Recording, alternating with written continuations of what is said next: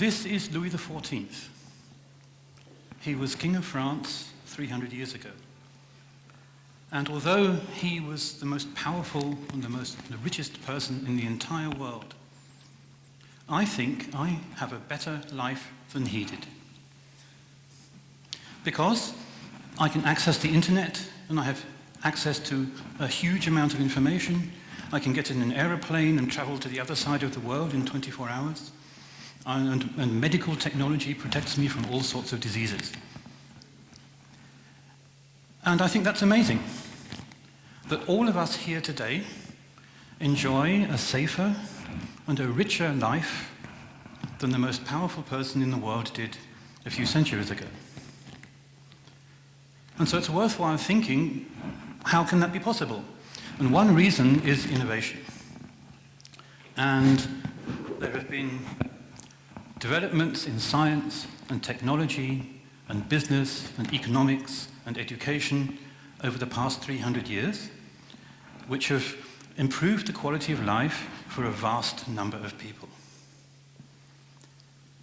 But an innovation starts with an idea. If we suddenly ran out of ideas, or we no longer had the possibility of having ideas, then all progress would immediately stop. So what I want to talk about this evening is, since the topic of the conference is Minds Without Borders, I want to talk to you about a border that we have in our mind, an obstacle, which makes it difficult for us to find ideas. And I'm going to show you one method for overcoming that obstacle. And I'm going to show you how, by doing that, you can come up with a multi-million idea for a product. So, now, like most people, for many, many years, I assumed that the ability to come up with an idea was an inborn talent. Some people had it, and others didn't. And I, unfortunately, didn't. It's a bit like sport or music. Some people are able to do it, and others aren't. And then one day I made a discovery which completely changed my view on that particular question, because I discovered that in fact there are many, many methods which are often called creativity techniques, which can help you to develop new ideas. And so I looked into it, and I found that there were hundreds and hundreds of these methods. But I thought, hang on, I'm an engineer. And I can't think of any engineering problem which requires hundreds and hundreds of different solution methods. That just doesn't happen. So I was curious, and I sat down and I looked at it, and it turns out that of the hundreds of creativity techniques that there are out there, the interesting ones at least, can be reduced to just 3 simple principles. And if you understand these 3 simple principles, then you don't have to worry about learning these 100 methods because you already understand them. And what's even more interesting, once you've understood those principles, you can then go and create some creativity techniques of your own. So what are these 3 principles? Well, we call them analysis, inspiration, and challenge. Analysis basically means that you take your problem, you reduce it to its component parts, and you rearrange the parts in order to get a new perspective on the problem, to gain insight into how you might be able to solve it. It's fairly boring, to be honest, but it's very powerful, and you can use it to solve the typical business problems and technical problems that most people have.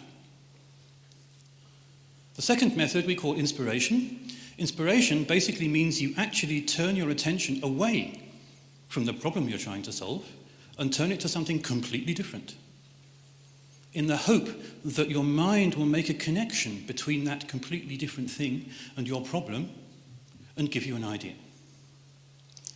And the inspiration method is very, very flexible, and you can apply it in almost any situation. It's our favorite method. But the one I want to talk about today is the third one, which we call challenge. And the reason I want to talk about challenge is because it's the best of the 3 principles to talk about borders in your mind. This is Henry Ford. And there's a story about Henry Ford that he would ask his employees to do stuff for him, and they would keep telling him, that cannot be done, it's impossible. And you can find this quotation on the internet. He's supposed to have said, I am looking for a lot of men who have an infinite capacity to not know what can't be done. And what he meant was, he was looking for people who would not allow the knowledge that they possessed to imprison their thinking. And I'm going to show you what that means in a second. So here we are. Here's a person whose thinking has imprisoned their imagination. And what happens is that as we grow older, we learn, we gain experience, and we become experts, essentially, in our own lives. And that's usually a very good thing, because we don't want to get up every morning and have to learn how to drive a car again, or how to use the coffee machine again. Yeah, it's useful to learn stuff, right? But the trouble is, that can also lead to a problem. Because what can happen is that if you apply some item of knowledge often enough, then you will get used to it. And after a time, it will slip into your subconscious and become an assumption, and it becomes invisible. And once the assumption is invisible, you can no longer question it. And if you can no longer question it, then you become blind to alternatives. So if you want to generate ideas for innovations, you need some method to escape from this prison. And if you think about significant scientific discoveries, like Einstein's theory of special relativity, or you think of significant works of art, like Beethoven's Ninth Symphony, then that's exactly what's happened. Someone has been able to overcome what everybody knew and figure out some new way of doing things or some new way of thinking about things. So, I'm going to show you now how that works, the challenge, and I'm going to do it using the most boring product I can think of, which is socks. So, the first thing you have to do with challenge is you have to look at what you already know.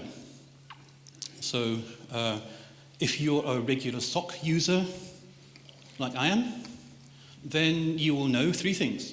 You will know they come in pairs. You will know that they have a certain colour, or maybe a certain pattern of colours. And you will know that they look the same. And if you just like to check, those of you who are wearing socks, you'll probably find that that's true of yours too. And now comes the challenge. Because now what we do is we throw away what we know and replace it by something which we believe is untrue. And the simplest way of doing that here would just be to say, socks do not come in pairs. They don't have a certain colour or a certain pattern, and there aren't two of them. Now, when you heard me say that, you might have experienced a certain reaction, which is something like, that's crazy. Which is okay, because I've just suggested something to you which conflicts with your own life experience. But the important thing is that there are two things that can happen now. Most people now will actually say out loud, that's crazy. I didn't hear any of you do it, but, yeah. And then they basically quit. My favourite example of that was actually from one of our workshops a couple of years ago, where a man who was like at my age said to a younger colleague, young lady,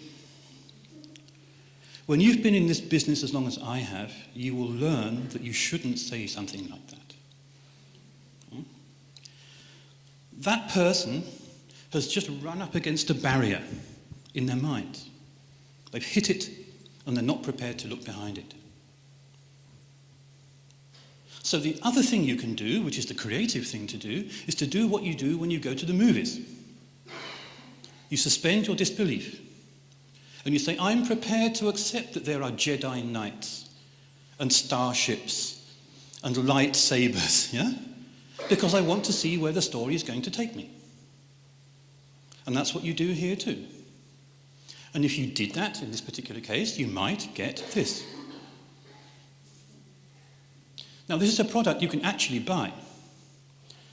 And you can see the person who invented this product had to overcome those three things which everybody knows about socks, which is they come in pairs, they look the same, and they have a fixed colour or pattern, because you might be able to see that here you actually get a little textile marker in the package, which allows you to colour in the socks yourself if you want to.